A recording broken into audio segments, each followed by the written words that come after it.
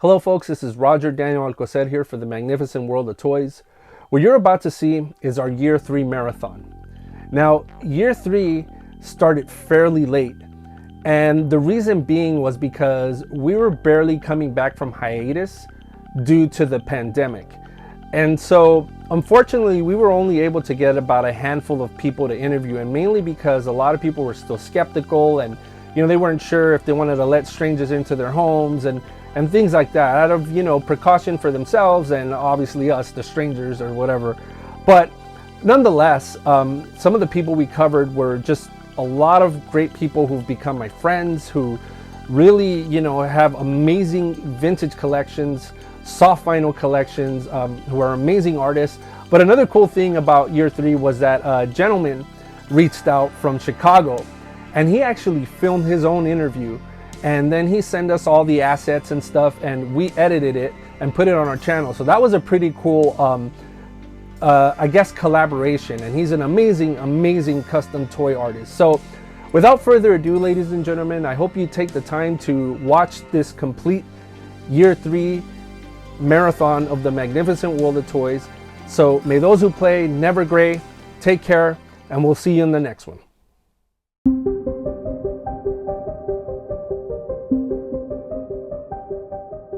I've been creative as an artist since I was a small child. I tend to call myself a storyteller because I've been writing stories and books since I was, a very young child. But in terms of my company, Tall Tales, and the day-to-day creating of my collectible figurines, that's really been going now for about 5-6 years. I'm McFarlane-Watts. I'm creative director of Tall Tales, and I'm an all-round storyteller. Hidden in the sidelines of our own world is the place where all witches were banished. Good witches and bad witches no longer use their opposing magics of good and bad to keep the mortal world in balance, but as they scheme a return, this could be about to change.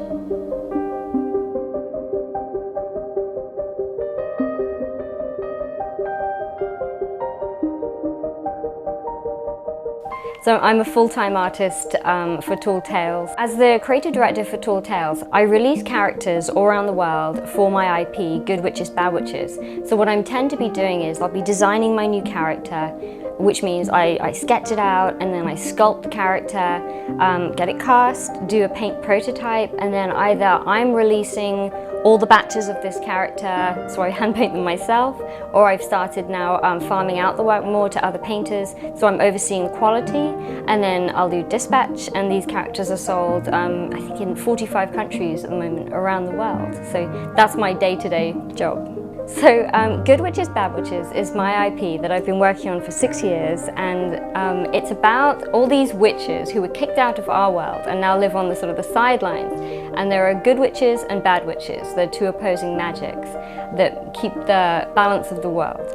But they've been kicked out of our world, so they're sort of fighting against each other. So there's these feuds, and each character has their own story, and it's loads of fun. And part of the reason I was really keen to write it was because there aren't enough middle-aged or older female characters out there, or just different female relationships like this. And when people talk about a witch to a lot of people is a buxom, sexy girl on a broom with a garter and stockings, or she's a hag.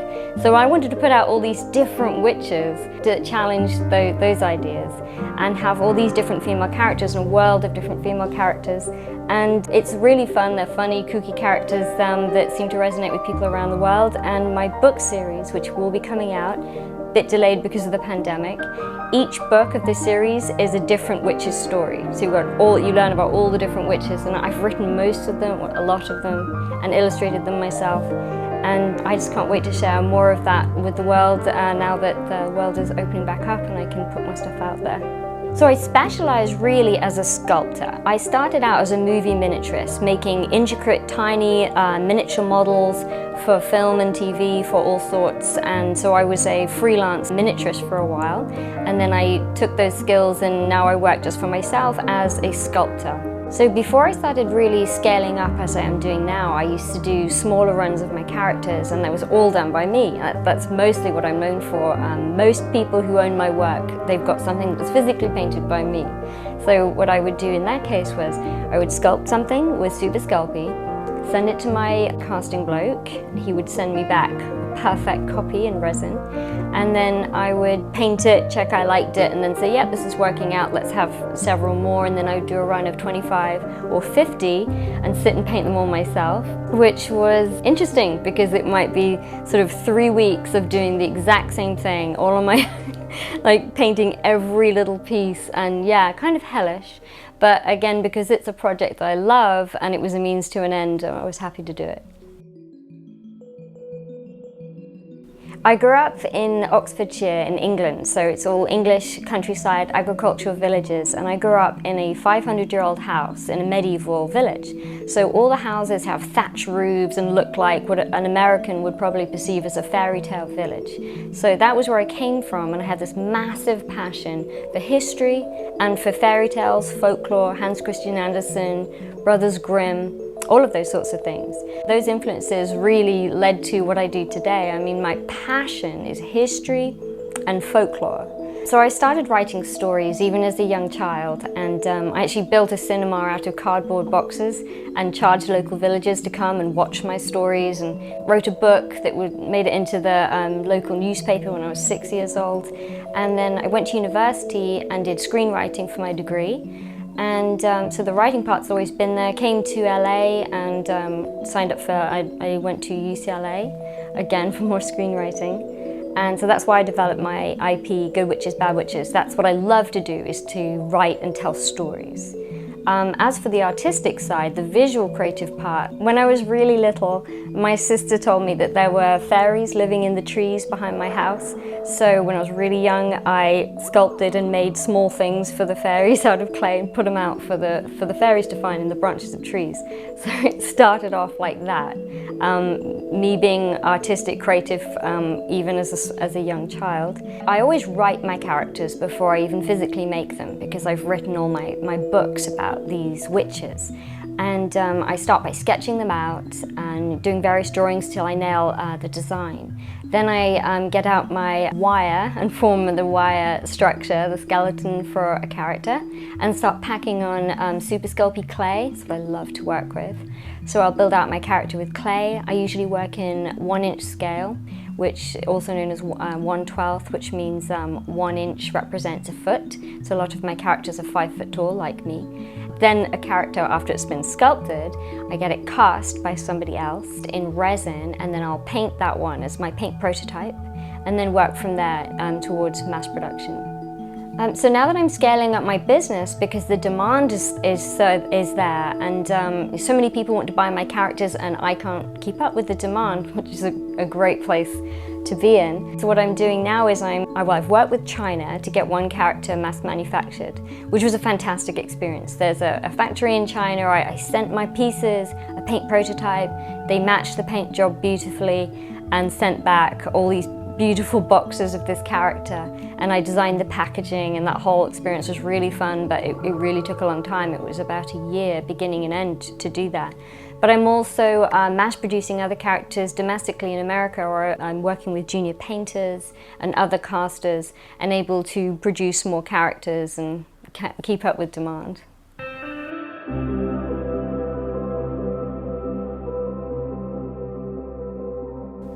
The biggest challenge for me, the only real problem in my business for me, is time, not having enough time. There's so much I want to do and I don't have enough time.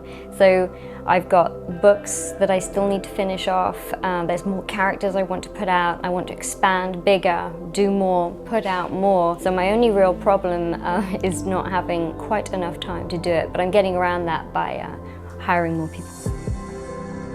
So with the pandemic, that posed a problem because I was all geared up to work with China to do another big release, a big mass production of a beautiful character that everyone was looking forward to, and I was looking forward to offering. That was a shame because it meant so many things like that got postponed. So in that time when I wasn't able to issue characters I'd promised people, what I ended up doing was, during the pandemic, was becoming even more creative and busy myself, creating more and more characters myself and issuing lots and lots of smaller runs. And it was actually, the pandemic was a really good time for me in a way, a really good creative time.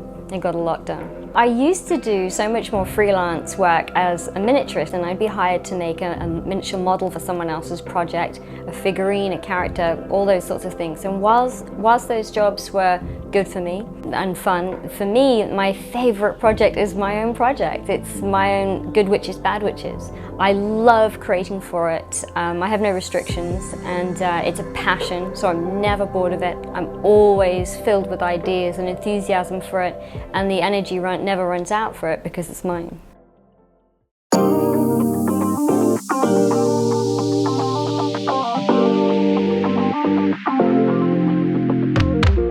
As somebody who puts value in things, in physical things, I have a massive collection of stuff, be it books, antiques. I have a whole world of these things, which right now is sitting in a storage unit in London. And since I've been in LA, I've become sort of a minimalist because I knew that I was never going to fully make roots in this country necessarily. So I've kept all my collections abroad in storage in London. I love 80s films. I love films that use practical effects. I've always been crazy for practical effects and puppets and stop motion. I watched the Thriller music video so many times and rewound it till the VHS tape was no longer workable. So I love practical effects, American Wolf in London, all kinds of influences. I mean, cheesy films people wouldn't necessarily love today. If it's got puppets in it and practical effects and miniature models, it influenced me, it excited me, it made me want to work in the film industry. And although I come from a background of lawyers and accountants and serious people in my family, I'm the odd one out who, head in the clouds, writer, storyteller, visual person who wanted to go off to LA and work in the film industry and be artistic. I am sometimes asked if I consider what I do, if I consider my work to be toys. But I say that they're not, because they're not really suitable for children. The people who buy them are adults. I sell my work now all over the world, as I mentioned, and I've got some wonderful fans who will buy pretty much everything I put out because everything of mine is collectible. Like, they're all part of the same world, they're part of the same IP, it's the same collection. So I put out my numbered pieces and my signed pieces, and they're on the shelves of collectors around the world, and sometimes they send me pictures of their displays, and they're alongside Tim Burton figurines and those sorts of things. So I think the people that my work appeals to are people who love stories and Disney and stop motion, those types of people, my type of people. So my company name is Tall Tales Productions because that's what I call my workshop where all the magic happens, is Tall Tales. So you can find my work on my Tall Tales website, which is www.tall-tales.com, and there's an online shop there where you can buy a lot of my work or message me if it's out of stock. And I have Tall Tales Productions Instagram, Tall Tales Productions Facebook, and Tall Tales Productions YouTube channel. So I'm really excited for the future and for where this is going, the trajectory for Good Witches, Bad Witches, because now that I'm expanding and my collectible figurines are getting into more homes quicker, I'm able to focus more on my book series, which is great because that's what I truly love to do the most, is to write. So I'm looking forward to seeing my Good Witches, Bad Witches books getting produced and out there. It's a whole book series. And someday Good Witches, Bad Witches being made into a feature film.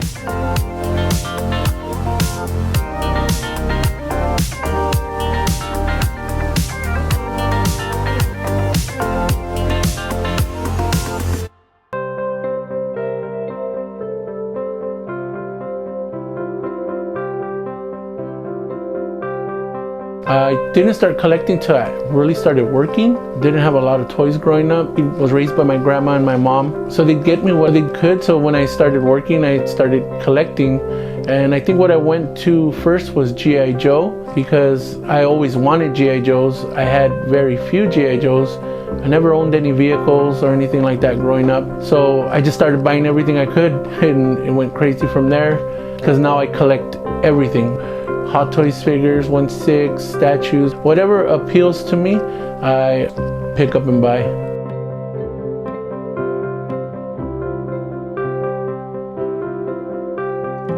My name is Gabriel. I'm an artist, sculptor for Scenario. We do construction for theme parks and rides. I'm a mechanic, went to school to be a mechanic.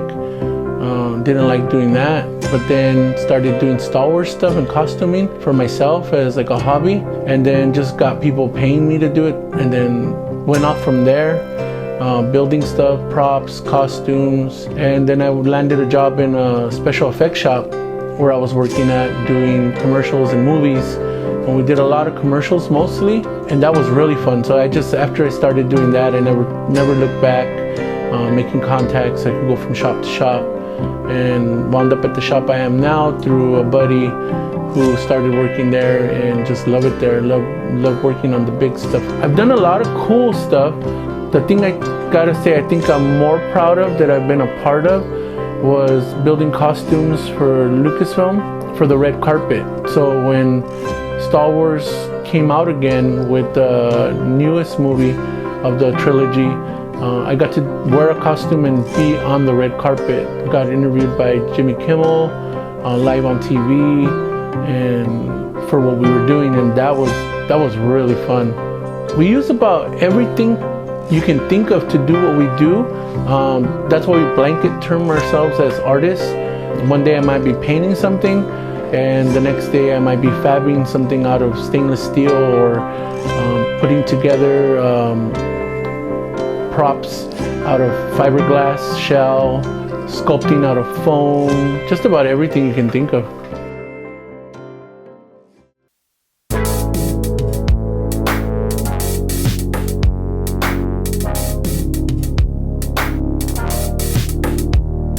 I'm 45 years old, so I've probably been collecting since I was about 18, but I guess I can say I've been collecting all my life because I've held on to whatever I could as a kid. I don't really have any pieces now from when I was a kid, so I would say a good 35 years I've been really holding on to stuff. I think the first thing I actually bought myself when I got my first paychecks were Star Wars stuff that was on the shelves at the time, and then I discovered eBay.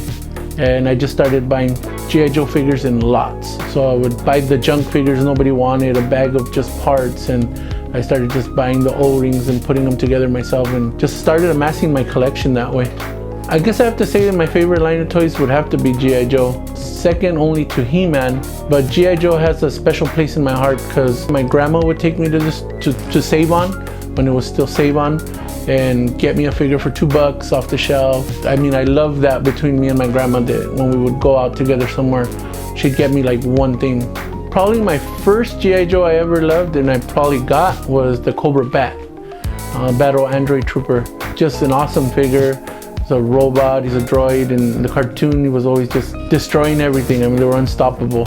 I think with the huge variety of places you can buy stuff, we go to everything. I have 2 kids, so we hunt stuff together, but I think I enjoy the hunt because even though I can get on eBay and find certain things I really want, I still like being able to go and walk the aisles and find something that we were like, cool, that's what we needed. It's not as easy to do nowadays because they're not produced the way they should be, but it's awesome to be able to just walk into a Target and buy something. But I will go to collectible shops. I like going to Frank & Sons or Kelly's, or there's a bunch of other places as we travel. Not often, but when we do travel, we'll look up toy shops in other states and hit toy shops in other states. But I like looking at small places that aren't really picked at a lot or people don't go to a lot. Then you find like the good stuff. And for me, the good stuff is not the mint and packaged stuff. For me, the good stuff is like that bin of toys that somebody played with. I think some of my favorite things I pick up happen to be G.I. Joes who have kids' initials on the feet. Because to me, I'm like, it has a story to it. It's been loved, and we like to add stuff like that to our collection. Whenever I acquire something new, nowadays, it's not as often when it's an actual older vintage stuff. So I kind of like wait to buy something because I don't want to spend as much money anymore. I can't. So when I do pick up something that I really wanted, it brings out the kid in me, and I feel like I did when I was 10 years old. And it's an awesome feeling to relive every time I get to buy something.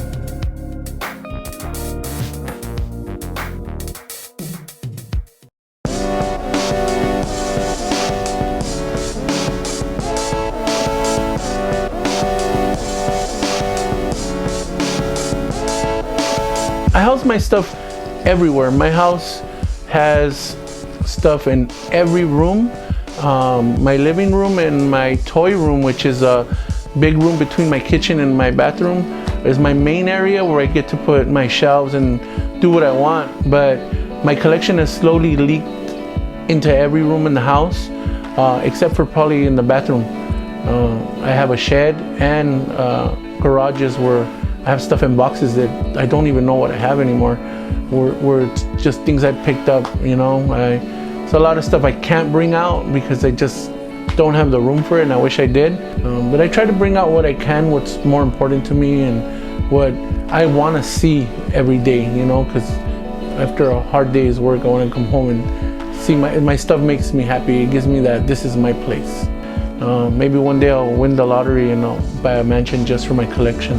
I think the two pieces I have, everything has sentimental value to me in my collection, but the two pieces that if I had to pick one, I couldn't pick one, so I'd have to say two. The Castle Grayskull happens to be one.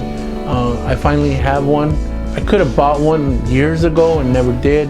Finally got one, and it's just one of those pieces that as a kid I had maybe one He-Man figure, and I remember my grandma giving me a cardboard box to draw, because I always done art, and I used to draw Castle Grayskull on it and cut the little drawbridge out, and my Castle Grayskull was a cardboard box.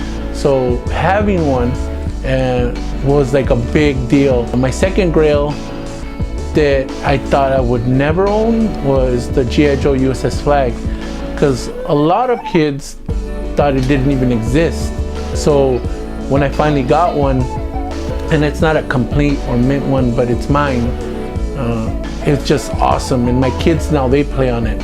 I built it where it's on wheels and it can move around, so we use it, we have fun, we're enjoying it, and those are the two things I think, man, I really love having those pieces in my collection.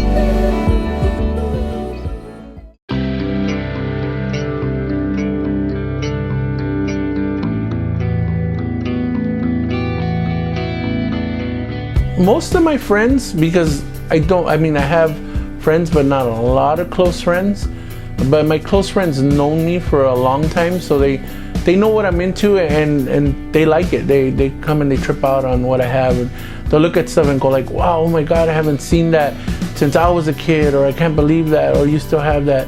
But most of my friends are already used to what I have, so I don't seem crazy to them. People who don't really know me and then finally see what I have, most of the time people will be like, I can't believe you have all that. But my family's really cool with it. My mom is really supportive of it. She really has been an inspiration to get what you can and enjoy it now, because you never know when you're not gonna be here. So that's kind of how we live our lives. We want something, we get it, and we try to enjoy life right now. So I would have to say that everybody in my circle is pretty okay with what I do and what I have. I don't have a wish list per se. I think there are things I still want, but I kind of stopped prioritizing stuff or thinking that like, well, this is what I have to have if I have to have it, because I have a little bit of everything, and I think I've been lucky enough to been able to get the pieces in every single genre that I wanted or type of toy that I wanted that I just had to have. So I might only have 2 Transformers or 3 Transformers, but they're the ones that I had to have. And that goes with like a lot of stuff that I have. So I don't really have a wish list, because I guess it's just a difficult question to ask somebody who has a lot of stuff. If I could, it'd be like to have everything, you know, but that's not gonna happen. Hopefully in 20 years, I'll still be doing what I'm doing, because I love doing what I'm doing. And every day seems to be more of a challenge, and I love challenges, and I just keep doing more and experiencing new stuff at work as an artist.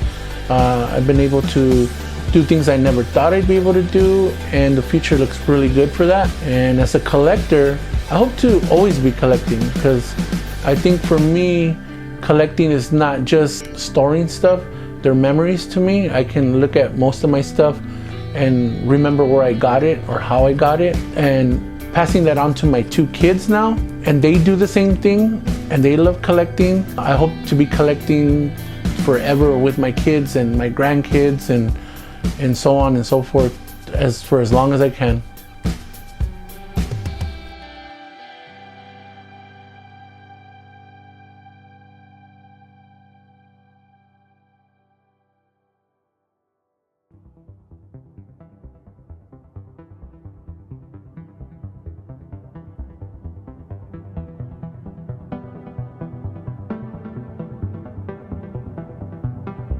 If you see me on Instagram, you kind of know where I come from, where I go.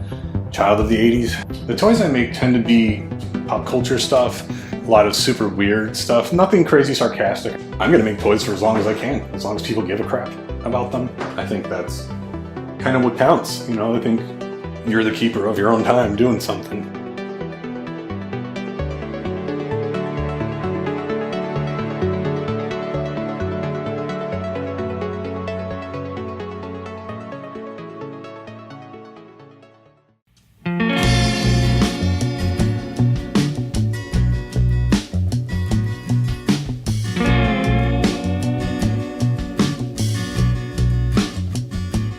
My name is Tim Sepulveda. I'm a wannabe toy maker, I like to consider it. It's not just toys necessarily, you know, I do make a lot of other fun little things. I've done props and stuff like that too. Props aren't where my heart lies though, it's making action figures and anything that kind of resembles some modern pop culture stuff.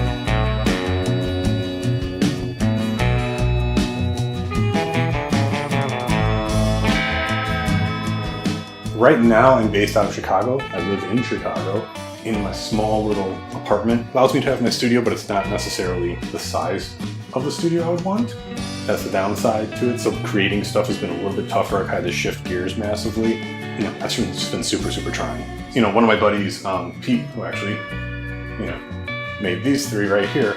Great mask maker, Devil's Workshop, also based out of Chicago. He kind of told me one time, he's like, I make stuff I would want to buy and I would enjoy making, and I kind of leave it at that. And I was just like, that's a really good work ethic. That's kind of how I've always run with it too, is like, everything I make is something I would want to own. Like, I don't think I've actually ever made one piece that I don't find entertaining.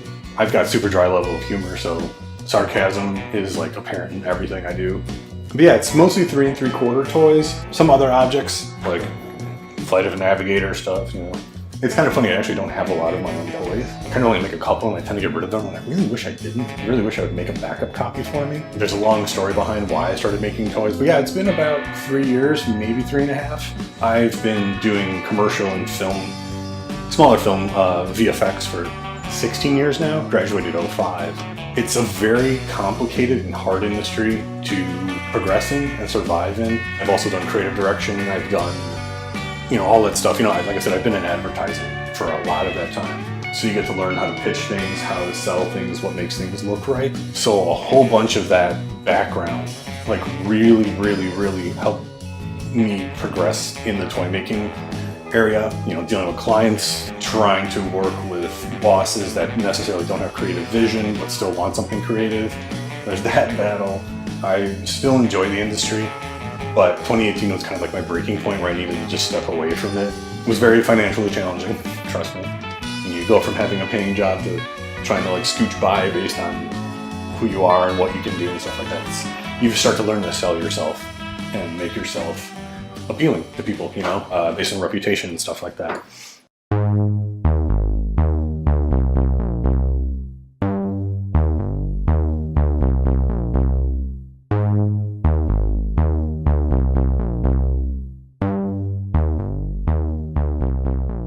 I used to do some physical sculpting. Unfortunately, it's just way too messy for me.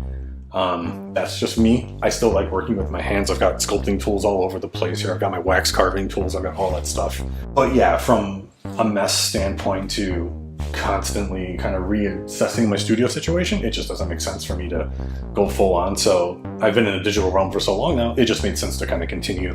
It's just so natural to me and I catch on to it so fast. My brain sees that ZBrush in such a clear way in my head that I can easily just be like, here's a reference photo, let's make this. So I can do design work, all my packaging is done by myself, unless it's something supplied to me that I have to use for a license purpose. Yeah, but all my artwork is created by myself, Illustrator, Photoshop, hand-drawn stuff, you know, based off references, based off stuff in my head, whatever it may be. And all my toy stuff is completely created by me. Nothing's a recast. Not talking crap about anybody that recast. That's your own thing. You want to do that. For me, that's just not where my brain lies. My brain says I need to create it to be happy and be satisfied as an artist. If you want me to create the Ship and Flight of Navigator, I created it for myself because I love that movie. But I have to figure out how to do that myself. There's not an existing model. So I'll watch the movie, I'll keep referencing it, and eventually I'll nail something that I feel meets my quality level. Technique-wise, everything I do as of right now still is in ZBrush. Fusion 360, Blender, Houdini maybe, if I've grown up using computers. My art teacher in high school kind of let me stay out of doing normal painting and, Conti crayon and all that fun stuff. Sat me down with Photoshop. I don't even know what version it was, but we had like Corel Painter. We had Bryce 3D, if that's dating me even worse. But technique-wise, everything is all digital. Every toy is based off references. I base things off the movie, or if it's a TV property, or if there's pictures, or if it's an actor. Even if it's someone's friend, I've done birthday gifts for a local magician in Chicago that wanted a toy of his brother done for the holidays. And so that was I got 2 wedding photos. And I was like, oh Christ, okay, cool. It's very easy once you kind of learn volume and stuff like that. But right now, most of my stuff, because I just do such low numbers of things, it just stays 3D printed resin. And so there's a lot of engineering that goes into that, and I mean engineering stuff. I've seen other artists try to do stuff 3D printed, and it just doesn't look right. It's not a thing of being financially able to buy better technology, because this printer behind me is not the best in any way, shape, or form. I can't afford the best ones that I wish I could get. But it's just about knowing how to use it. Knowing how to approach setting up a file. 3D printed resin shrinks differently than normal smooth-on resin. All that stuff has different rates it shrinks based on volume. If I make a real big piece and I try to have an arm fit in there, that will shrink differently. So there's a lot of pre-planning that goes into all that stuff too. So it's definitely not easy, but I enjoy it. I enjoy every bit of the process. I enjoy manually putting supports on things and making sure they'll print out okay. But then once everything is 3D printed, then I will run and prime stuff, run out to my balcony, because that's all I have right now is my balcony. One of my friends, Joel, is being nice enough to assist me and let me use his garage as a makerspace, and I'm so grateful for that too. I got another friend, couple that run Bric-a-Brac Records in Chicago that have let me use their space a ton too, thankfully, just to help me keep going on some stuff that I had to leave unfinished when I left my studio. But yeah, so once I finish the print, I'll run outside, just do a quick Rattle-Can primer. Then I give things about a day to dry. And from there, it's all hand painted. Everything is done via brush and hand painting. I used to airbrush stuff a lot, just due to studio space right now, and I don't want to die inhaling fumes in my place, and I want to get my security deposit back out one day. A lot of my paint colors tend to be custom mixes, so I've got to get a big enough wet palette going, make sure I've got that color saved, and I can keep going back to it every couple hours if I need to. Once it's painted, then it all gets sealed. It either gets acrylic spray coated or varnished. The card back artwork, that stuff just gets printed on my computer at home here. I don't go to FedEx, I don't use Kinko's, I don't use Staples or any of those places to do my artwork. I print on a normal Canon photo paper. I've got a process I've actually showed on Instagram how I do my card backs so they don't warp. It's all just mounted on, I think I've got one down here maybe. Yeah, so I just use a basic comic book backer. All that stuff gets glued to the front there. Once that's dried for a while, I go back outside and I actually do a Krylon, a clear coat as they call it, on top of everything. It doesn't make it glossy, it gives it this nice texture. If you have one of my pieces, you know what I'm talking about. The card backs tend to have a little bit of a grippy, gritty texture to them. It's just a little bit of extra protection, and I like the way it feels and looks. It doesn't look like photo paper where it's super shiny and looks really fake like it's done on your inkjet printer. This actually makes it look a little more legit, I find. I don't collect as much as I used to. I've kind of learned to minimalize the amount of stuff. I'm not a minimalist in any way, shape, or form. I think owning some stuff that makes you happy is really important. I tend to collect monster stuff. That's where my heart and soul has been since I was a kid. Monster masks, monster toys, Ghostbusters stuff. I'm a huge Ghostbusters nerd. I used to have my own proton packs. I had 3 proton packs, a couple traps, PKE meters. I designed my own, I printed my own. Ernie Hudson's autographed my personal, made one. I got rid of my other ones. I have so much more pride in stuff I make. It's not an ego thing, it's just I made that, check that out. I'm very proud of it. I kind of think that stems from a lot of stuff in childhood where you draw something really cool and you feel really great about it. gets on the fridge or something, you know? I like really bad toys too. Got this weird Doc Ock. I don't like Marvel stuff. I'm not into comic books at all, but I really like the way this guy looks. Dick Tracy toy line. I loved these as a kid. I don't know why. They were weird. The proportions were horrible, I feel. His legs just were never straight. He wasn't okay. Yeah, vintage stuff. Old vintage monster, you know, erasers and stuff like that. I don't even know what year these are from. They don't say very much in them. I do collect some bootlegs. I've got a bootleg Good Guy Chucky doll. I have no idea where this is from. I don't know who the hell made it. It's cool as hell. Like the face pops off even. You know, it's good. It's weird. It's great somebody made this. It comes with a bat, some knives. These are all like hand cast by some person in resin. It's got a switch on the back. It doesn't really work very well. Chuck E. Cheese stuff I collect a lot of too. I really enjoy Chuck E. Cheese. Weird McDonald's advertising. Hamburglar stuff. Grimace. I used to work on McDonald's a lot. So I have like a weird like attachment to that stuff. Not from any weird reason, but yeah, like Universal Monsters, all that stuff. Masks. I've got tons and tons of masks in my house. Really bad action figures that were made. I love collecting those. I love anything that looks like it shouldn't have existed and was garbage. That's my favorite stuff. Do I have any advice for anyone trying to make their own toys? You've got so many different routes you can go with these days. I think you can go digital, you can recast stuff, you can do whatever the hell you want. You can do it out of clay, make one-offs out of clay. It doesn't have to be an action figure. You know, my brain goes to action figures. But even when I was at Monsterpalooza, I had a table there, and just seeing the range of talent, it was so cool. Like everything's all over the place too. Like just because it's something you don't like doesn't mean it's not quality. Like there's toys that I would never make. I just don't find them appealing, but that person does, and I really appreciate that person putting themselves out there, putting their artwork out there. I think that, you know, you have to be your own quality control. I think that's really important. The bootleg collecting community, there's a lot of stuff that just doesn't look good for me, I think. It's stuff I don't collect. It's not something towards the artist, but when I make my toys, I want them to look as if it's something you could have bought off a shelf. You know, my toys aren't articulated. I could make them articulated. I just choose not to for right now, just based on my studio situation and resin costs and silicone costs and all that stuff. It just gets really expensive. If you want to create something that you really love, go ahead and just do it. Just find a way. Get some clay, get some Sculpey, toss it in the oven. Get some crappy board game painting kits. Those are always something I tell my friends to look at too. Like, don't go out and just buy like a huge paint set. It's not worth it. You know, go to like a local board game store, Screw Michaels with their stuff. I prefer supporting the smaller stores. There's a board game store up here I go to all the time. And I will just go in and buy my primary colors. Or if they've got like a cool chrome I want to try, I'll go buy that. It's not cheap.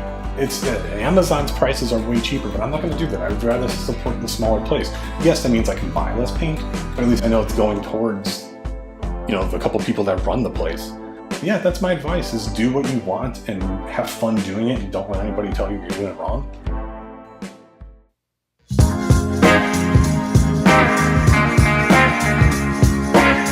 I'm going to make toys for as long as I can, as long as people give a crap about them. I think that's kind of what counts. You're the keeper of your own time doing something. I've run through tons of hobbies before too and been like, this is cool for a year and then toss off to the side. But I find toy making really, really interesting. You know, the fans that like stuff I do, I think that's even more what keeps me going. I've become really good friends with a lot of my customers, which is awesome. You know, it's cool when people are like, hey Tim, I got a question for you. Can you help me on this? You know, if it's another maker. You know, I really appreciate someone reaching out and asking me something. Because a lot of times I don't know what the hell I'm doing too. I like to think of it's a whole bunch of people that have no idea what the hell's going on, but we're all doing it kind of right. I personally could never compete with the big boys. Big girls and fucking big companies that are out there, you know, I think that's just not feasible for me at all. You know, I can do like 10 toys maximum. I've made the mistake of saying I could do 100 before, and I've wanted to punch myself in the face several times. That's definitely been a thing. I'm one of those people, I don't necessarily like mainstream things too much. I'll watch it and I'll be like, that's cool. I always harken back and I kind of always go back to the same things. I kind of always go back to the same couple movies, the same couple TV shows. They get, you know, my brain working, they get the juices flowing, the creativity flowing, even if it's not on the same topic. You know, I love chopping mall. Just because I love chopping mall doesn't necessarily mean everything I do is going to be chopping mall. You know, my job would be to get a job in the toy industry. That's where I would want to be, but I don't know if I would be happy doing that. I just want to keep getting bigger and bigger and bigger. Eventually, I want to start being able to make more of my own toys, not necessarily other IPs. Like, I think those are fun to do stuff, but I want to start creating more of my own characters, you know, and I want to eventually start getting this stuff made legitimately. Where can people find me? On Instagram, just Veda Toys. That's me. My life right now is probably like 90% Instagram. I do have a website. It's just, once again, vedatoys.com. I just kind of post a little bit of the stuff I work on there. That's more for other clients to see kind of renderings and stuff like that about what products look like, sculpting quality. It's easier to show on there than have them bother me for photos all the time. Sales-wise, I used to have an Etsy store. I kind of stopped using that thing just because I just didn't like it. I didn't get anything out of it. I don't like having to pay for listings. I don't like having to do all this stuff. I know I could Shopify, I know I could do other stuff. I just find Instagram sales to be so much more fun. I know not everybody likes them because there is no perfect time to put a thing out there and be like, hey, I'm releasing a toy today, blah, blah, blah, blah, blah, blah, blah. You know, and so much, it's impossible to, you know, so much of that's just impossible to navigate, trying to find a perfect time to post something. But most of my stuff I will post on Instagram. But honestly, so much of my work now has become random one-off toys for people and for clients, for whatever gift they want to give somebody. You know, it's a lot of my time from my personal projects has gone away, and it's just all become commission work now, which I'm super grateful for. So that does satisfy that, but I still do have time to release some stuff here and there once in a while. It's such a fun hobby, and I really love doing it. And I find it to just be an absolutely amazing experience that I get to do this to some extent. You know, I'm very happy, and I'm at the point in my life where I can do this.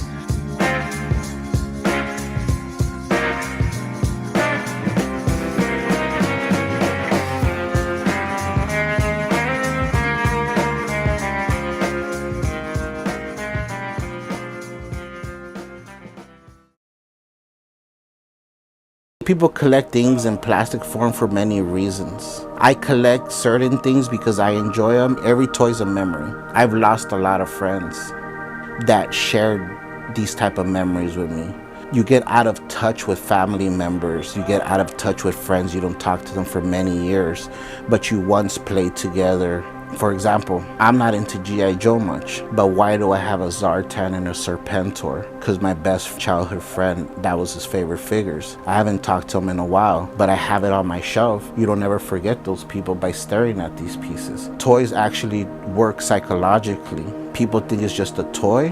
Nah, toys bring back memories, and it's been proven that if you don't remember and you have problems remembering stuff, toys help trigger endorphins in the brain to make memories.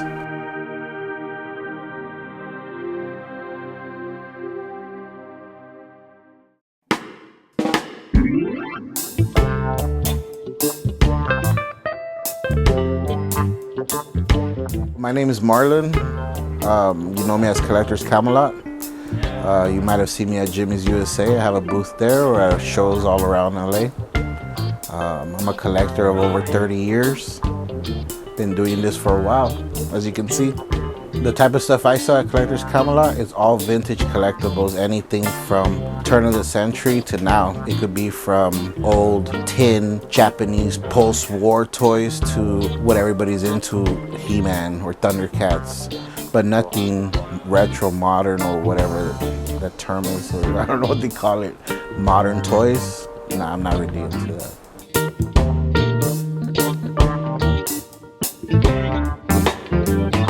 The stuff I collect, mainly, as you can see, I'm a big fan of wrestling, but I collect mainly anything that catches my eye, anything obscure. Many collectors collect a lot of the same things, but finding things that are obscure and out of the norm is a bit more difficult. That's what catches my eye, and that's what fills up this whole place with the toys. What made me start collecting was, once again, Masters of the Universe. As a kid, that's what I had. If you were to go to a store like Woolworths, Fedco, because I couldn't go to Toys R Us, they wouldn't allow me to go because I wanted everything. As you can see, there's a collection of Transformers. My dad would see a Transformer, you would see a He-Man, you would aim for the Transformer, but it was too expensive. So your dad would tell you get 2 He-Mans. But as a grown-up, you learn to get the stuff you didn't have as a kid. So then you want it all over again. That's the reason why I started collecting. The first collectible I obtained, Castle Grayskull, that still sits up there, that's mine from a kid. In a trash bag, Castle Grayskull would travel from apartment to house we moved. That Castle Grayskull is the same one I had as a kid that I got on Christmas, I don't know, 80s. It is pretty remarkable because through the years people told my mother to toss it. But in that same trash bag, it just moved along.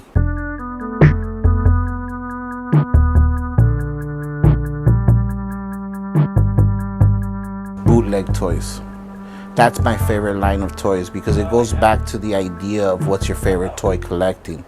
That falls into the obscurity of a toy because a bootleg toy is created for many reasons.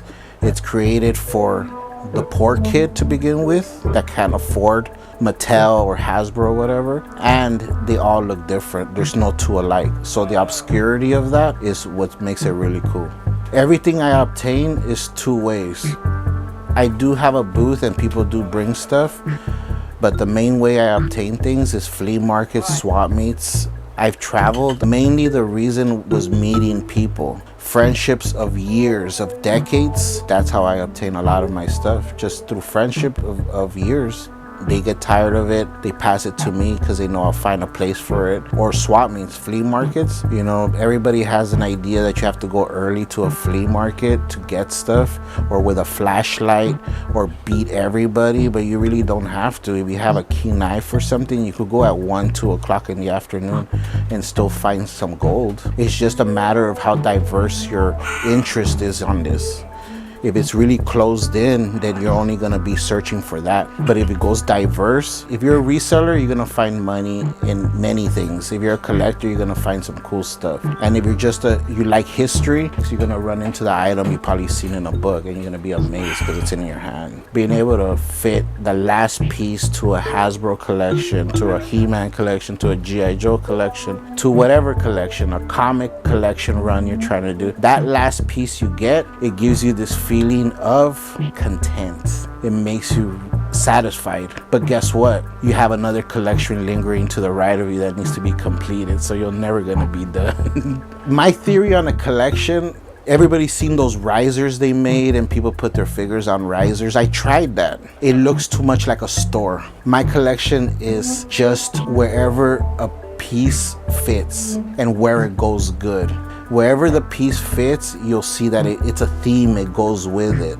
So placing a piece is like chess. You place it in an adequate place where it just fits in. And you'll know when people come and they look at it, they'll say, damn, that looks really good. It flows with the theme. That's how I place my pieces.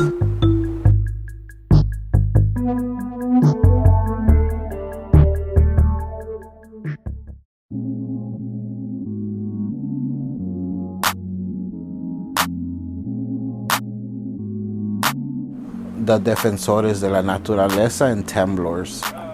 Those pieces to me are pretty cool because they're made in other countries.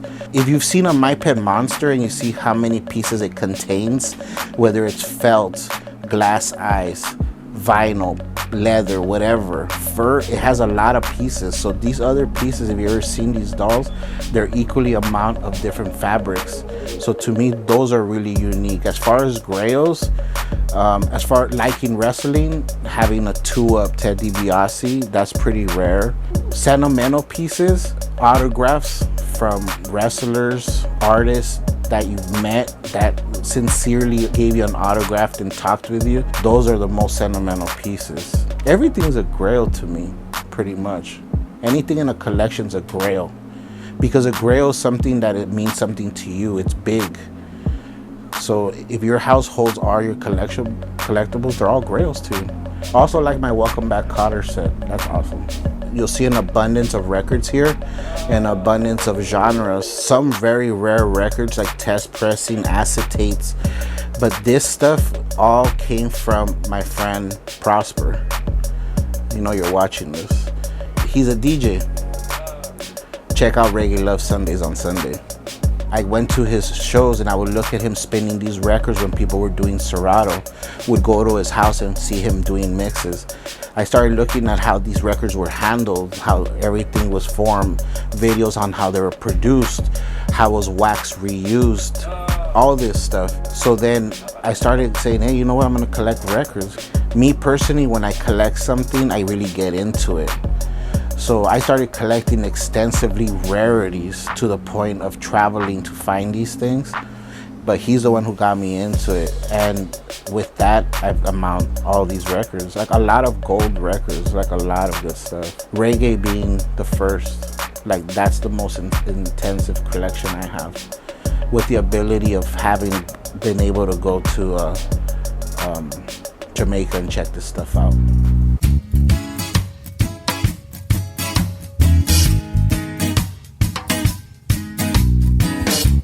This has always been an organized mess. If you look around, that's what I call it. Because it's a bunch of stuff, collectibles, but all organized. Friends and family that have came here, they say it's like a museum. And I could see their point, but I've always had support from my mom and dad. You know, they ain't here anymore. But I always had support from them, whether it was selling, buying, collecting. I would show them the stuff, and never was there a time when they said, why are you buying this stuff? There's always been support. Not that I needed the support to continue doing it, but it was pretty cool to hear that they found interest in it, especially in the records, because of the music. A lot of this music you can't find anymore. And playing a record for an elder parent and showing them music from their time, they say, how can you still find this?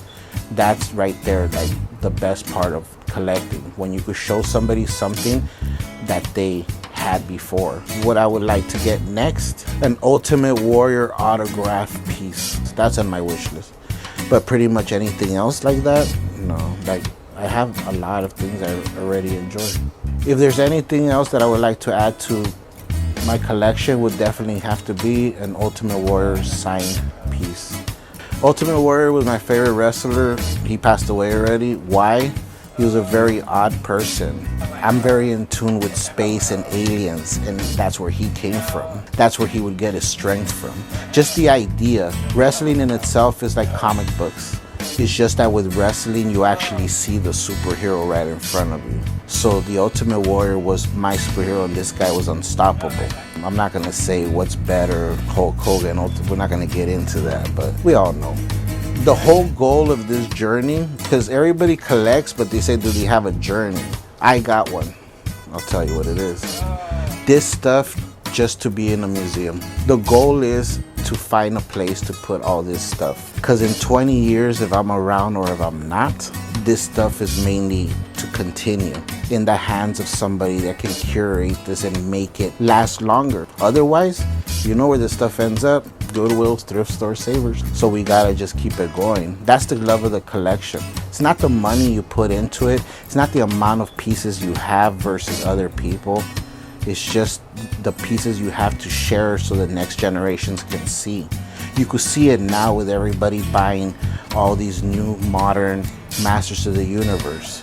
And I have a booth where I sell vintage toys, and I have kids coming with their modern He-Man searching for the old ones because their brothers had them. So the chain is not that far from the vintage. It's just the modern is being pushed to you so you can go search for the old stuff. That's all it is. It's not meant to collect this modern stuff. It's meant to just give you a wake up of what really does exist, because it's all history. Every piece of it is history. Material history. I've always been a collector at heart since young, but when you start getting all these toys and you start putting them in cases, you're actually still enjoying it. I still take the stuff out and play with it and look at the articulation and look at the paint. So I still touch up. I have packaged figures, but it wouldn't hurt me opening them up and playing with them.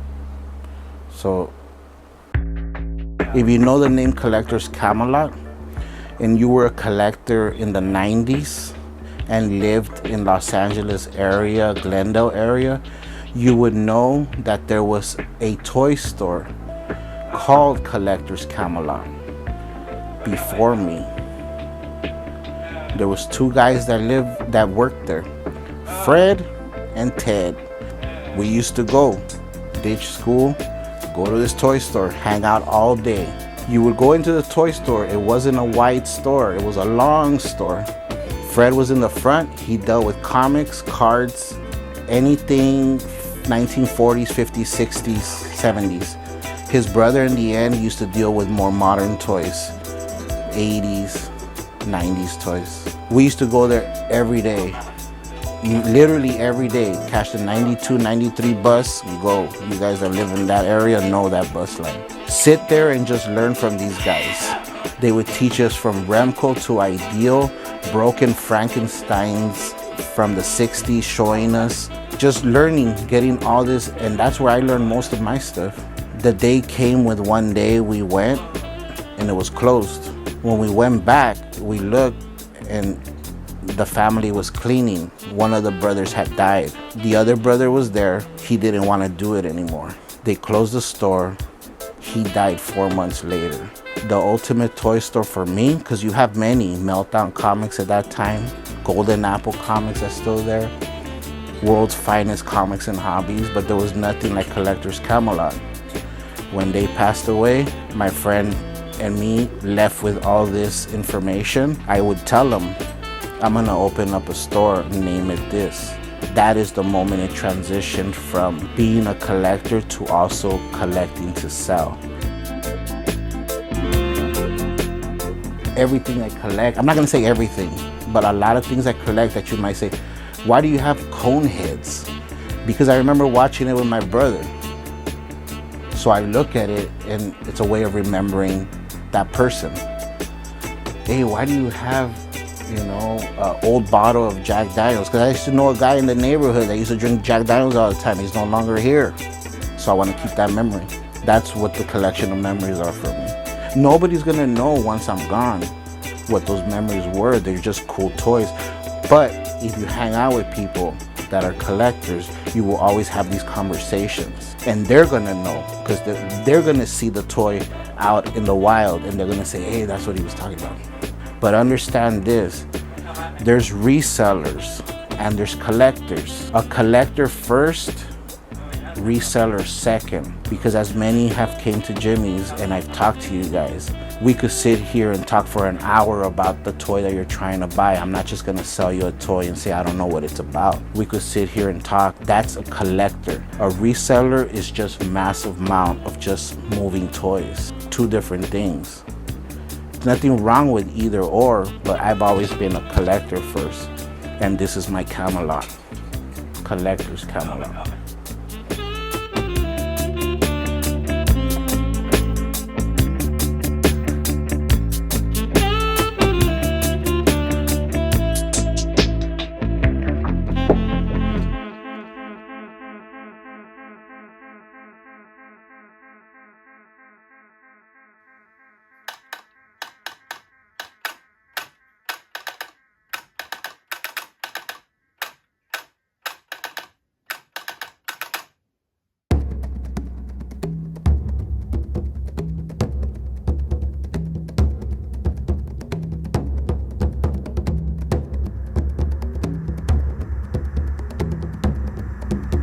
Hey, I'm Quang. I'm a photographer, a toy maker, a product manager, and a collector. I love Ninja Turtles. That's like the first thing I can really remember collecting.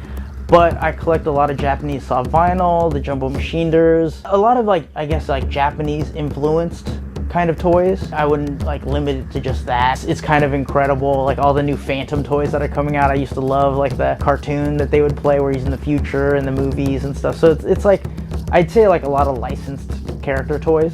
I've collected so many different things over the years, but Turtles is definitely a fixture in my life that I just always go back to. And it's kind of insane now that you can buy every iteration of the Turtles, and it's a pretty awesome thing to just kind of dive into, especially because I don't buy too many new things.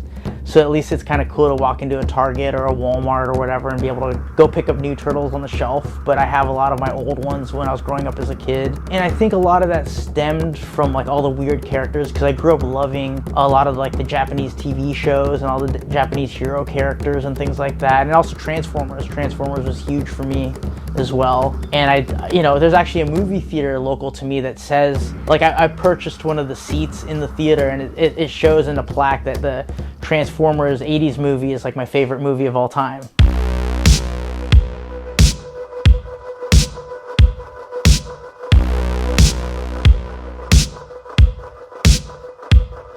The question of how long I've been collecting, I think for most collectors, it's kind of like always, because collecting, there's two different aspects of it. There's the actively collecting, and then there's just like when kids would sort of like line things up on a shelf and look at them, and I think I've always sort of done versions of both. There's like these milestones when it comes to like adult collecting. And when I was younger, like just graduated from high school, I was touring with a band called the Aquabats, and the lead singer Christian, he was really into collecting Japanese toys and talking about that stuff quite often. I had not been into it since I was a little kid, but then when he was showing me things, I knew what it was that he was showing me, and it was just kind of like this recall. So we would be on tour, we'd both be buying stuff. Super 7 as a magazine had just started coming out, and they were kind of giving a lot of information in those toys, so that helped kickstart like my adult collecting. And then there was a magazine called Giant Robot that had come out, and on the cover of that specific magazine was the collection of Tom Frank, the great Jumbo Machinder collector. And it was sort of like a quick Bible of all the different names, and like even the name Jumbo Machinder, I didn't know what that was. I just knew them as Shogun Warriors at that point, and eBay was a thing that was just starting to pop up. So like a lot, like late 90s, I'd say I really started collecting a lot of things. I remember my first eBay purchase was like that 12-inch Mr. T that I still have. That's probably when I really started as like an adult, like buying and collecting toys. In high school, I had a friend from Japan whose family was very well off. I was a huge fan of Planet of the Apes, and there was a clothing line called Bape that was starting while I was in high school. He would like wear stuff for a season or whatever, and then he would like gift me these t-shirts from lines like Bape, and then there's another line from a company called Bounty Hunter that was going pretty big in Japan. And I didn't know what this stuff was. He'd be in Japan for months and then come home with like Hyper Hobby magazines, and he'd show me these magazines, and then he would kind of give me toys and things. And that really, as I got older and as I started understanding what these things were, kind of like kickstarted a lot of my collecting. I always had like Ninja Turtles and like He-Man toys, lots of Star Wars and stuff just lying around my room. My greatest memory as a kid is my mom and we used to go on bike rides through this park by our house, my childhood home. And I remember getting off at a creek, but we were playing Ninja Turtles, and I remember having like a Michelangelo, and she was playing as Donatello, and we were like kind of like hitting each other under this bridge. And it was just really fun, and I just sort of remember it being like, I had all sorts of other toys like Visionaries and Transformers and various things like that, but I remember it feeling like much more special than anything I had. And it was something that she kind of continued with me, saw that I loved the Turtles, and I remember like learning more about toy collecting and as a hobby and things. I remember like us seeking out like the Mondo Gecko figure, which was like actually short packed, and her basically getting a guy, and she made the dude go in the back room of the toy store, bring out a fresh case of Ninja Turtles, and finding one Mondo Gecko amongst all the other figures, and really like looking through the case assortment and understanding that's why we could never find them, was because there was only one per case, and really understanding like short packing and things like that.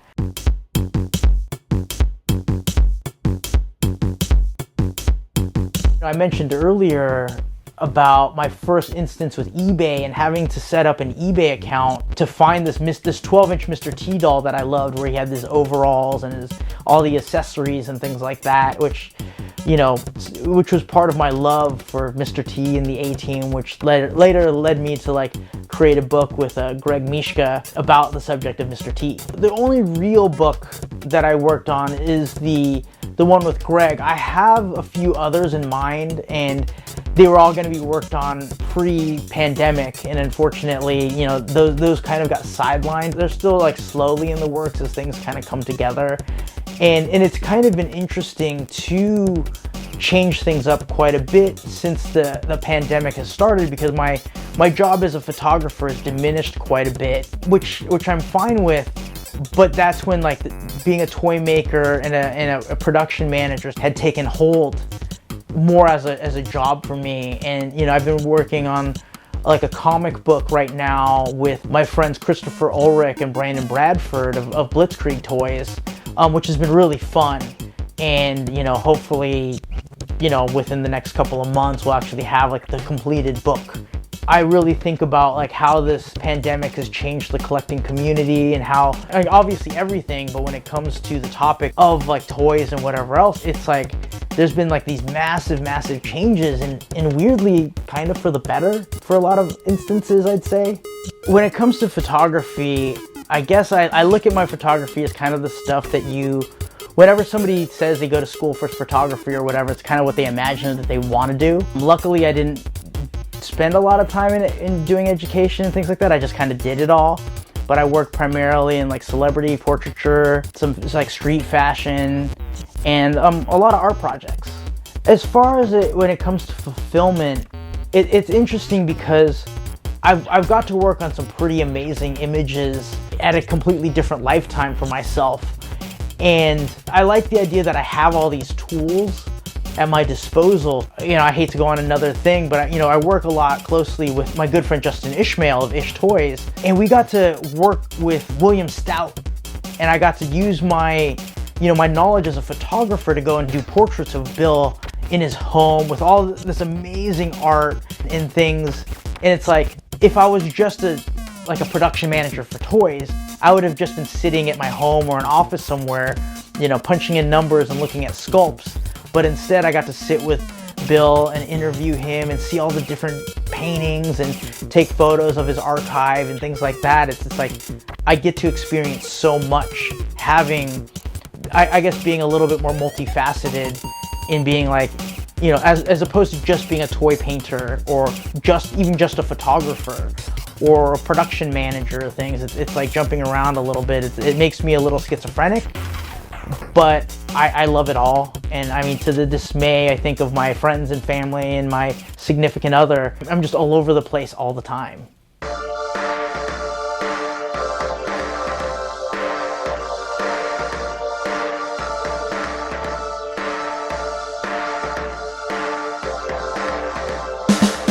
This whole sort of thing has been sort of a blessing and a curse in terms of, like, you know, I have my hobby as like a collector of stuff, and then it's like a job at the same time, and so it's very hard to blur, like, when it comes to how much time do I invest in this, because it's like I never sleep.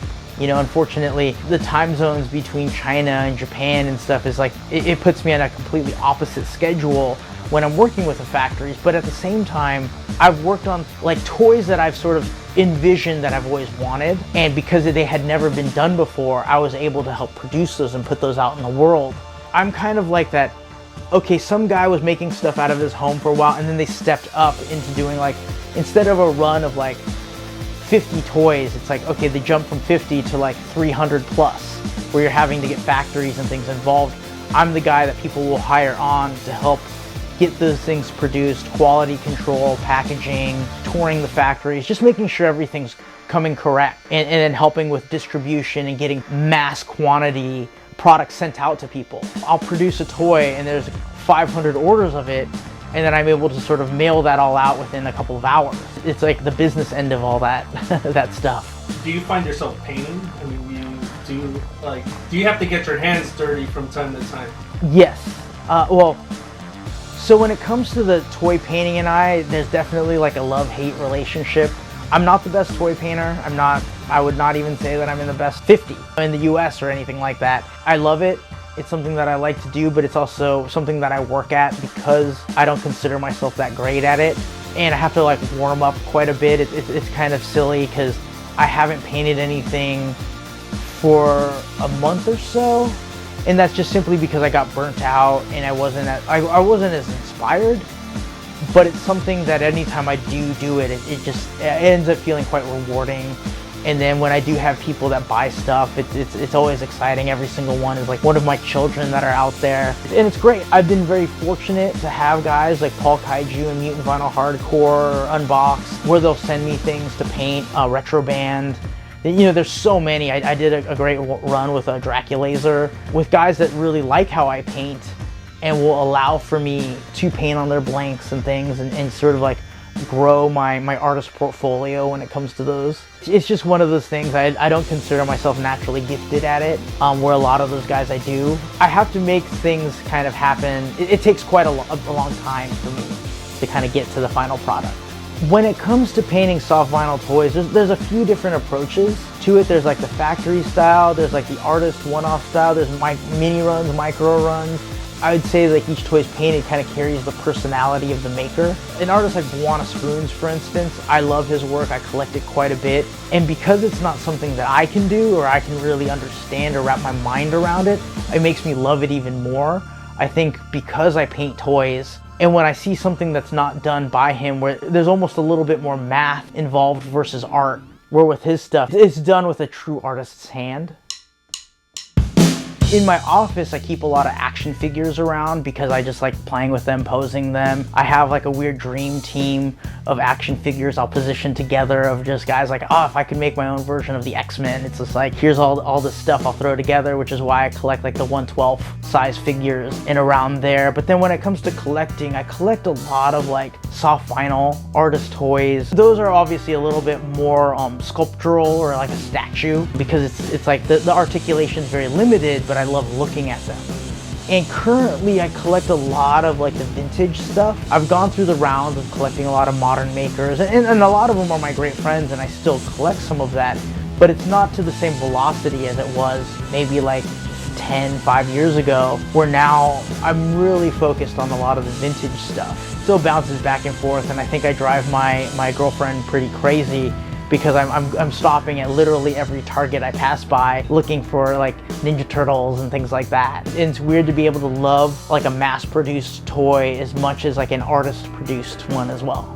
In the early 2000s, super late 90s, early 2000s, there was a store called Gotta Have It that was in this area. Frank & Sons, and just regular toy shops. And then obviously there was eBay. I've toured with a number of different bands as a photographer, or like a glorified roadie, or like a merch guy, and I would tour and be able to seek out like toy stores like Time Tunnel or Billy Galaxy. Oh, there's another great store called Kimono My House in the Bay Area, and things like that across the US.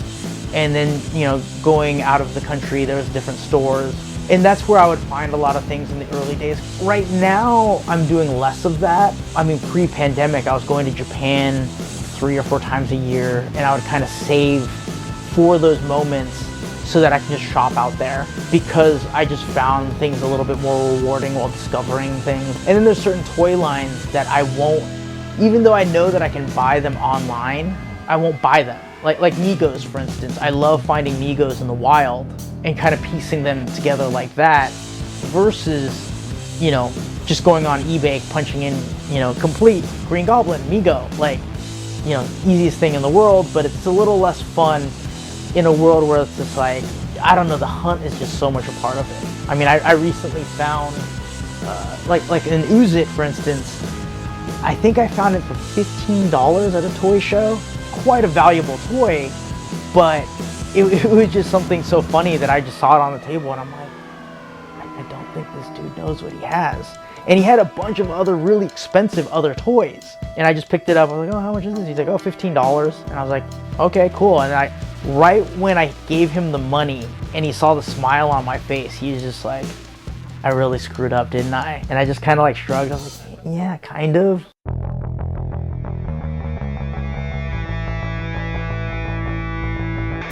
I was really fortunate early on to where I had like a vision of like my Pee-wee's Playhouse.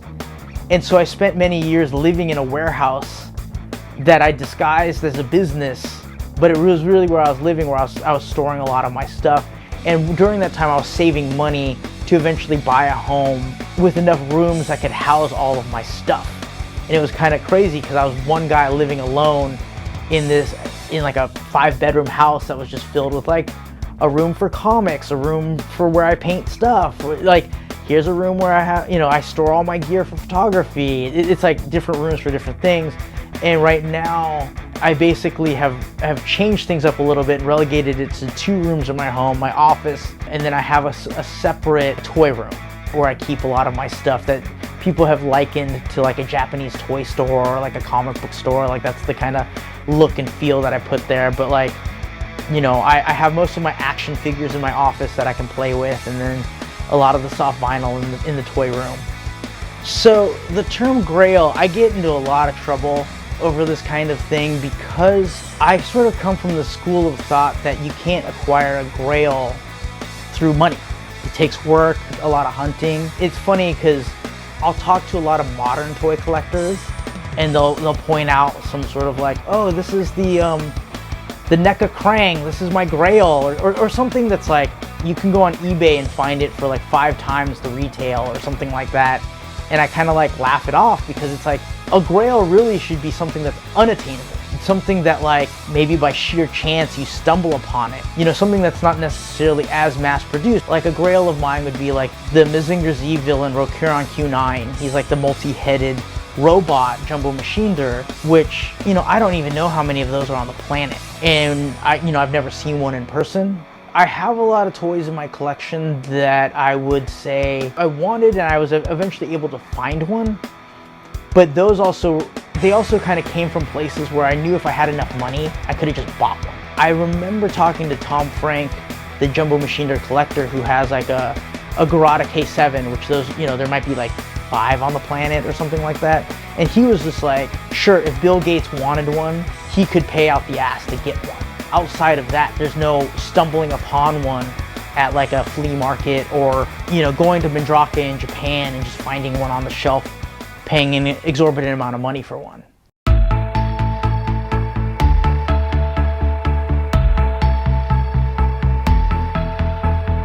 When it comes to Holy Grail for me, I might have a few toys in my possession that I would say are like on that level.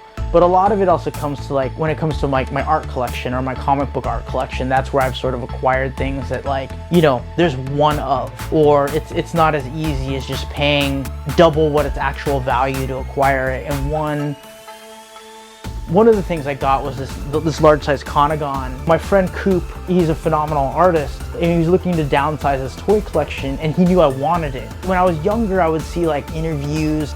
It was always kind of in the background of photos of his, and I just looked at it as like, it was like a sign of like his success and his talent and things like that, almost hitting like mainstream, like he's in magazines and all these things. It was this thing that I always loved seeing and like he was basically like kind of moving on into like other things in his life, and he was just like, look, I know you would appreciate this. It can now live in your collection. And so he sold it to me. And I had him sign the bottom of a foot, which is like so common with like collecting toys where kids would write their names. And it was just so cool. Like that to me is like kind of like a grail. There's a bunch of them out there, but the fact that it came out of his collection and he as an artist had meant so much to me. I have posters of his that I looked over a decade for that I eventually was able to acquire. It just meant a lot to me. As far as like my family and friends and everyone else, when we talk about essentially my stuff, they've always kind of been into it. My mom was always really supportive. When I discovered comic books, her being so into it, taking me to the comic book shop and giving me a little bit of cash to buy comics because she just liked the idea that I was reading. And then my friends and family, they've always known me as a collector of things. So when people come over, there's no surprise to it. I think at times they're possibly like, oh, that's it. Like we thought it'd be crazier, which at a certain point, whatever people are seeing today that I have, imagine probably twice that, if not more, because I've purged quite a bit over the years.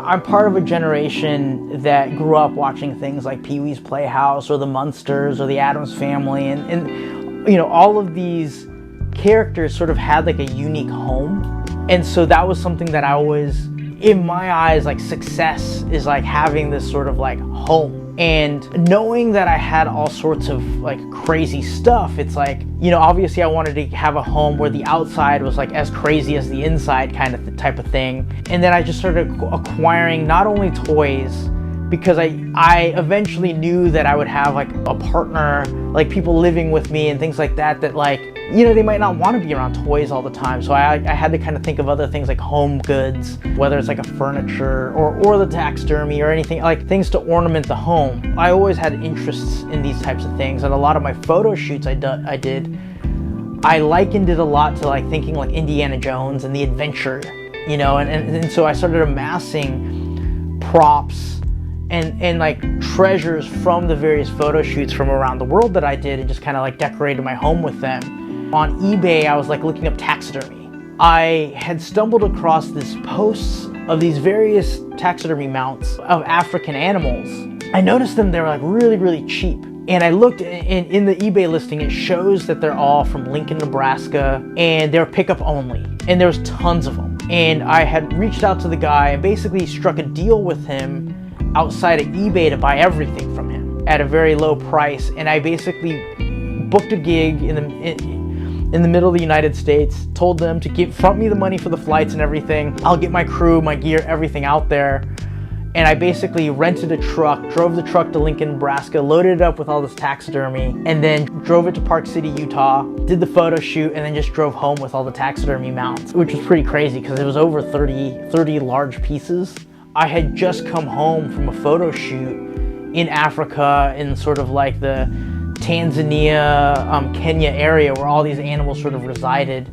And I actually am pretty good at shooting guns, but I couldn't imagine actually killing anything. And so they're all like very old. So it's sort of like just, you know, I kind of got the best of both worlds, I guess.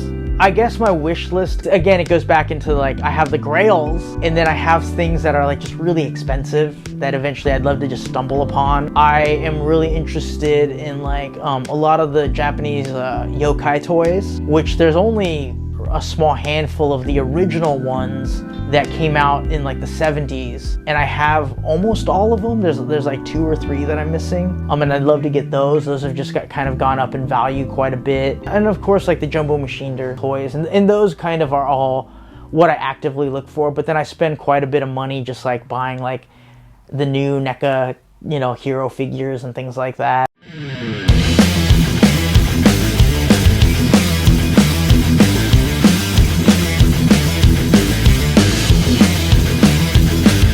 I do have this funny story about a friend of mine. He has this illness that is very debilitative, and you know, he'll eventually possibly pass away from it. But whenever he's out at a toy store and people know that he has this illness, he always is using it as like, man, I'm so glad I found this. He's like, I've always wanted to get one before I die. And he's like a little bit of a devil, where I know he's trying to get like just like $10 off of this like He-Man Classics toy or whatever. And I'm just like, man, you're such a little dick. You know, like he'll always, like whatever he has in his hand is his holy grail, just so he can get like a couple bucks off, and then he'll like kind of be like, ah, sucker. If you were to ask me 2 years ago, what's my job, photography or toys, I would have said photography. When the pandemic really took hold, I was actually in London for ToyCon UK, and you know, all this stuff was going down, and then I just kind of realized, oh, not only is the show Creature Bazaar not gonna happen, but I'm not gonna be able to take pictures for however long this thing lasts. And so we were able to pivot quite quickly with Creature Bazaar and turn it into like sort of like a soft vinyl online superstore, which was really great. So right now I spend most of my time working on toys, whether it's painting, designing, building online stores, or creating Pop Shop Live videos or whatever else it is. So it's been pretty weird to kind of move in that direction. It's like the first time in a year and some change I did like my actual first elaborate photo shoot, and it was just so weird to actually like kind of pick up those tools once again and not really know which one really is going to be at the end of the day what I'm doing, or if it's going to be something completely different. I don't know.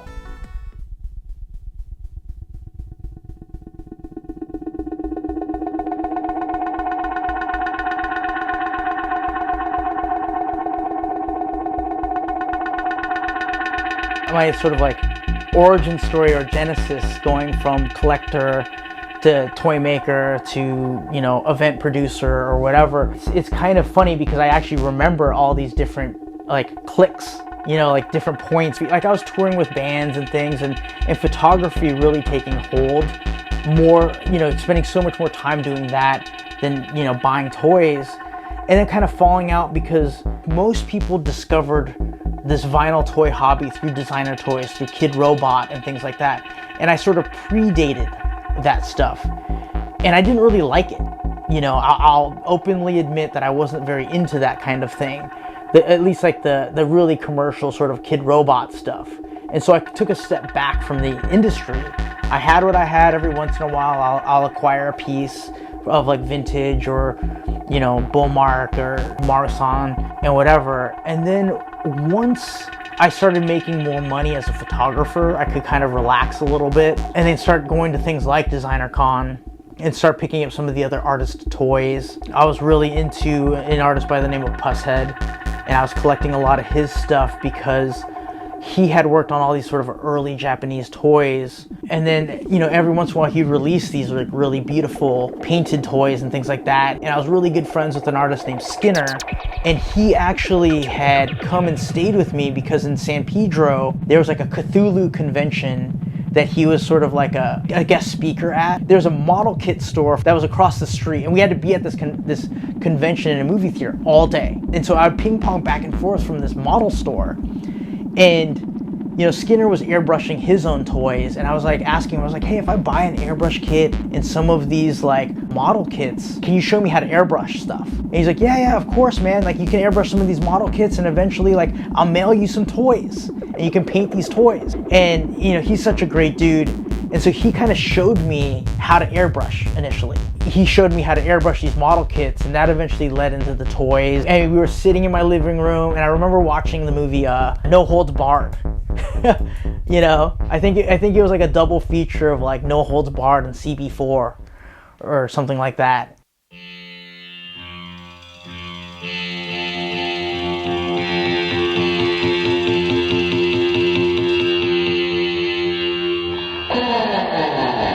I had become friends with Justin Ishmael, and he was releasing his Galagantis toy, and so him and I started practicing, knowing that eventually we were going to get tons of these Galagantis blanks and we would have to paint them. From there, obviously things kind of grew a little bit, and then I had met Brandon Bradford of Blitzkrieg Toys, and we just started talking. He would come over to my house with Justin, and we start painting toys together and just chit-chatting. We were going to a bunch of toy shows and things, and out of the frustrations that we weren't seeing exactly what we wanted, Brandon and I, we had a very vague, rough idea of like, oh, we should do our own show called Creature Bazaar. It'll be like a small little thing. And I had these like artist parties at my home, kind of inspired by William Stout, who would have artist parties, but he would have like Ron Cobb and dudes show up like legends, just partying in his backyard doing God knows what.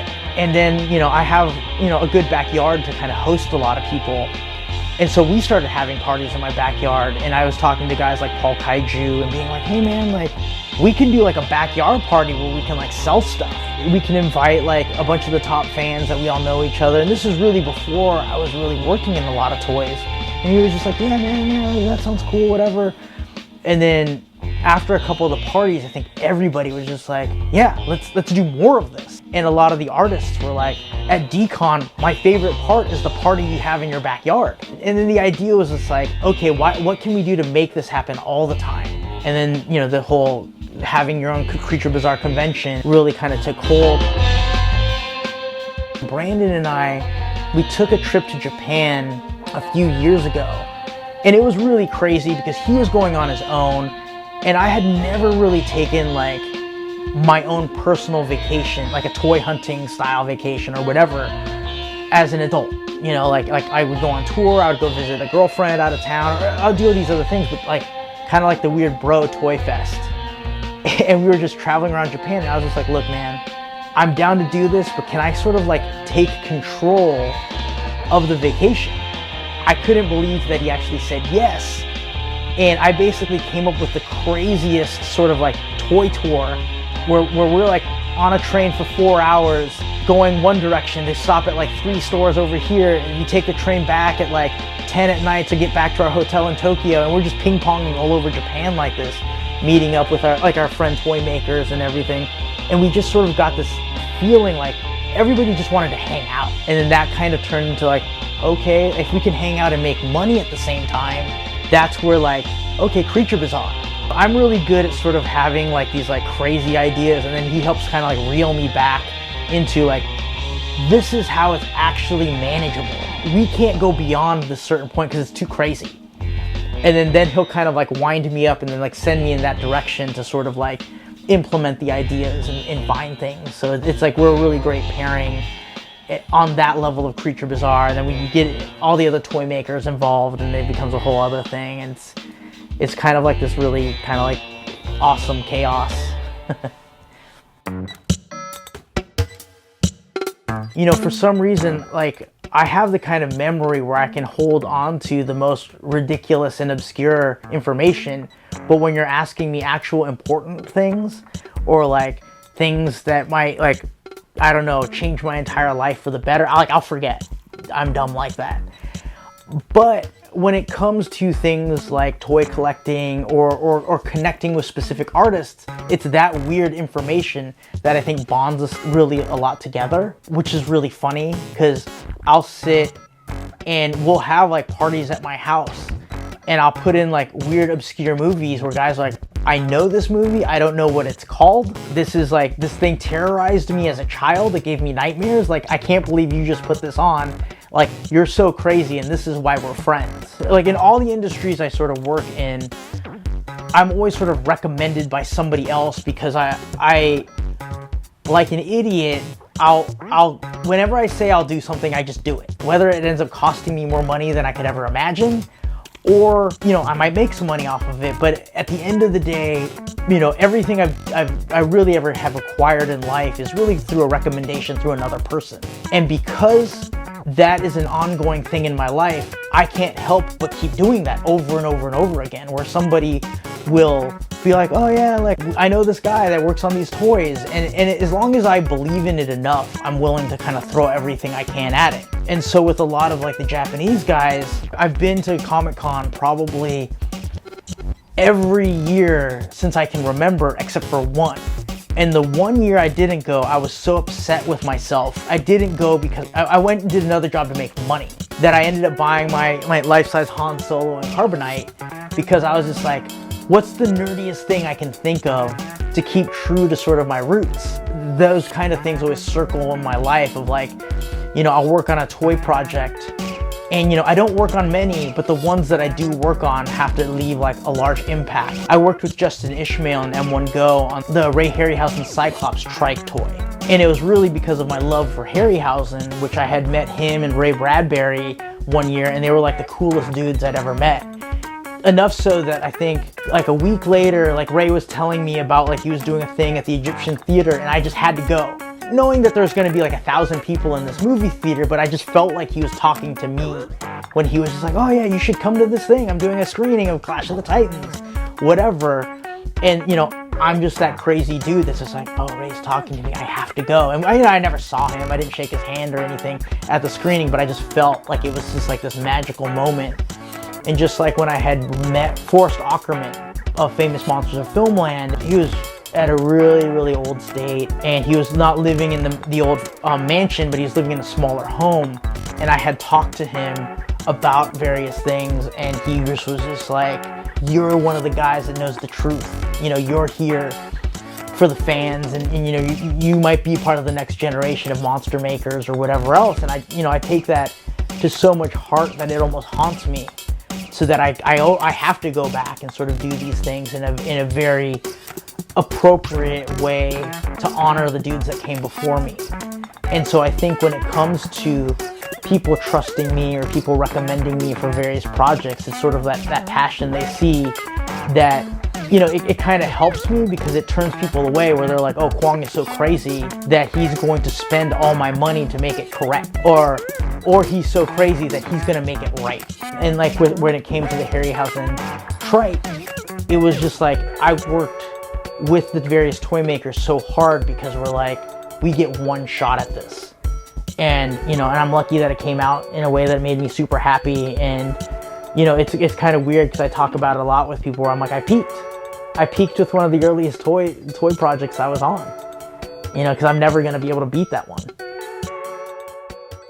When you're making a toy, let's say like ejection molded G.I. Joe action figure or something that you would find at a big box retailer, when it comes to the production of that toy, there's hundreds of thousands of dollars that are put there, and you'd have to make thousands of toys to make your money back, to make it profitable. When you're looking at a soft vinyl toy produced in Japan or China, you're able to make them in much less quantities because the initial startup costs are so much smaller. There's still a lot of money. When people actually will hit me up and be like, oh, hey man, I want to work with you to make a toy, I kind of have to break it down for them because they generally believe that it's much cheaper to make than it actually is. And so I'm unfortunately the guy that has to let people down and let them know, like, hey, you're probably going to have to take another mortgage out on your home or something like that to make the step into these types of toys. But when you're able to do that and speaking to an audience of a couple hundred people as opposed to tens of thousands of people or thousands of people, like, it's pretty cool to be able to make a toy that's like highly durable. You know, like I love like a lot of the resin toy makers, but their stuff's fairly fragile. And obviously how it's painted and all that gives it personality. And the one-off nature of soft vinyl toys is so fun because, you know, I've been a part of it when I've painted something and been like, I know that there's somebody out there that would love this piece, but I don't know if there's 100 people out there that would love this piece. So you're able to kind of like play in that world a little bit and tell like smaller stories, which is kind of the great nature of this style of toy. I call Creature Bazaar like sort of like the multi-headed hydra of shows because myself and my buddy Brandon, we kind of came up with the idea and then got a lot of other toy makers involved. I love Decon and what Ben and his team has done, but Decon is so much wider because it encompasses a lot of art and designer toys and all these different things where like the low run handcrafted soft vinyl toy, it's like just one aspect to a much bigger piece when it comes to Decon. And so we kind of went into it with the idea that we could make a show much smaller but be a little bit more poignant when it came to that style of toy. And like the thing is that I come from a background where I collect so many different things. I collect original comic book art, records, movie posters, and what I realized is that like we all kind of collect to some degree all the same stuff. I'll have a bunch of latex masks lying out and my vintage toy collector buddies will be like, dude, I love these. They're interested in them. And so I wanted to kind of make a show that kind of incorporated all these little pieces to some degree. And because I knew a lot of the latex mask guys that love soft vinyl toys. I know a lot of like soundtrack movie collector guys that love latex masks and just all this stuff kind of jammed together. And then with art kind of being a part of it as well, I was like, well, why can't we just have a show that incorporates all of it? And that's where Creature Bazaar kind of came together. And, you know, I talked to a lot of the other toy makers and I'm like, yeah, man, like this is something I think we could do. There's so many of us involved. I'm just sort of good at picking up all the jigsaw puzzle pieces and putting them together to make something. And that's why I think a lot of people contact me to talk about Creature Bazaar stuff because I'm that guy. There's just so many different parts to it. And it's basically just a more specialized show. That's kind of how I look at it, just so that it gives soft vinyl toy fans an opportunity, like another outlet to purchase things. So outside of a Decon or a 5 Point, as far as things that I'd like to do, obviously at some point, you know, I did go to school for film, and I'd love to be able to work on something in that capacity at some point. I am working on some comic book projects with some friends of mine, Brandon Bradford and Christopher Ulrich. I'm all over the map with sort of like my inspirations, and like the comic project I'm working on is written in a way that it kind of like embraces all the different things I love.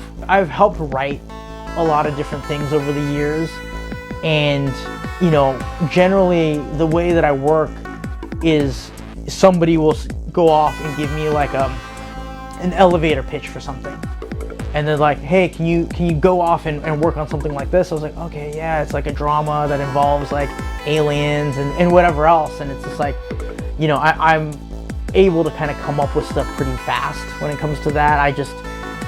Because I move in so many different directions, it's hard for me to keep focus on one thing or another. And so that's why this comic project kind of excites me quite a bit, because I only need to write probably like within like 5 issues at a time for something like this, as opposed to coming up with like an elaborate script and things like that for like a TV show or a movie. Where I see myself in the future, obviously I hope Creature Bazaar grows into the show that we had always wanted it to become. Because we had a full programmed out show in Glendale, and that obviously didn't happen because of the pandemic, and we shifted into an online, you know, whether it's an online store or online event situation, which has been really fun and great to do. I'd love to actually have a physical show, and I hope that that grows into something. There's like these phenomenal festivals in Japan called Wonderfest and Superfest, and we always kind of wanted it to sort of be like an American version of those kinds of shows, or bring back sort of the experience of like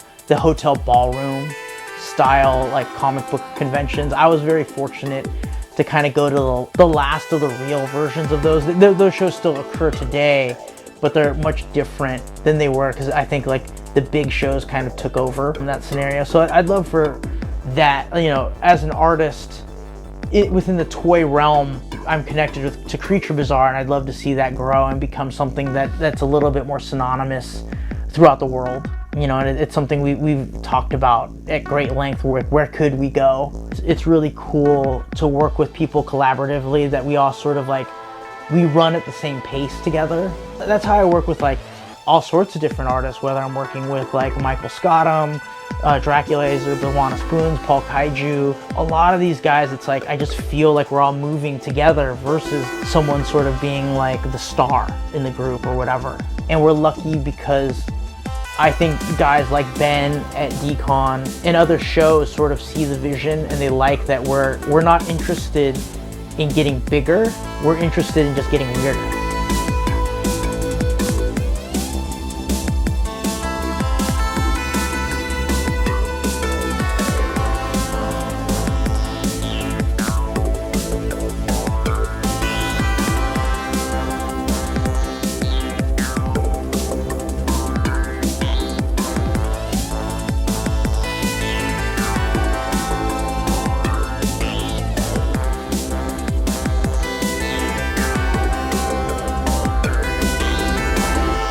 Well, my personal Instagram is photos a la Quang, photos and then ALAQUANG, and you can find some of my toy work, some photography. Things are in a little bit of flux, but that's my personal page. And then I work with all the Creature Bazaar guys, and you can find that at Creature_Bazaar, like the marketplace on Instagram, and then we have our website, and everything's kind of connected there. And that kind of goes into more of like the toy releases and, you know, more information on hopeful events and things like that.